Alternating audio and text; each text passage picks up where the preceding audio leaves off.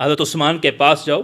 مسئلہ پوچھنے کے لیے جاؤ، اور جیسے جب وہاں پہنچو نا تو اپنے پاس تیز خنجر لے کے جانا، اور جیسے موقع ملے تو حضرت عثمان کو مار کے بھاگنا۔ بس تیرا یہ کام ہے، جو تو چاہے گا تیری مرضی کے مطابق سب کچھ تجھے دیا جائے گا۔ اب اس نے بڑی چادر اوڑھی اور بڑا بزرگ جیسے ہوتا ہے، اور اس کے اندر خنجر لے کے آیا۔ اب حضرت عثمان کے پاس آیا، جیسے اس نے قریب ہوا تو جیسے اس نے خنجر نکالا تو حضرت عثمان نے اس کو دیکھ لیا۔ اب جیسا تو حضرت عثمان نے جیسے دھکا لگایا تو دور جا کے گرا، فوراً اس نے خنجر کو چھپا لیا۔ صحابہ نے دائیں بائیں سے اس کو پکڑ لیا، کہا کیا کرنے کے لیے آئے تھے؟ کہا اللہ کی قسم میں تو عثمان کا بوسہ لینے کے لیے آیا تھا، مجھے تو ان سے محبت ہے، میں تو ان کا بوسہ لینے قریب آیا تھا۔ اور عثمان کہتے جب اس نے اللہ کی قسم اٹھا دی، اللہ کو گواہ بنا دیا نا کہ میری آنکھوں نے دیکھا اس کے ہاتھ کے اندر خنجر تھا اور یہ مجھے وار کرنے کے لیے، ظاہر ہے حضرت عثمان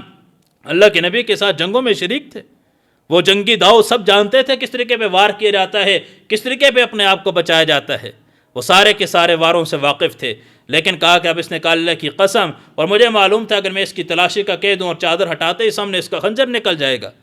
کہا صرف اس وجہ سے کہ ایک کلمہ پڑھنے والے کی اہانت ہو جائے گی، ایک کلمہ پڑھنے والا لوگوں کے سامنے شرمندہ ہو جائے گا، لوگوں کی نظروں کے اندر گر جائے گا کہ کلمہ پڑھنے والا جھوٹی قسم اٹھا سکتا ہے۔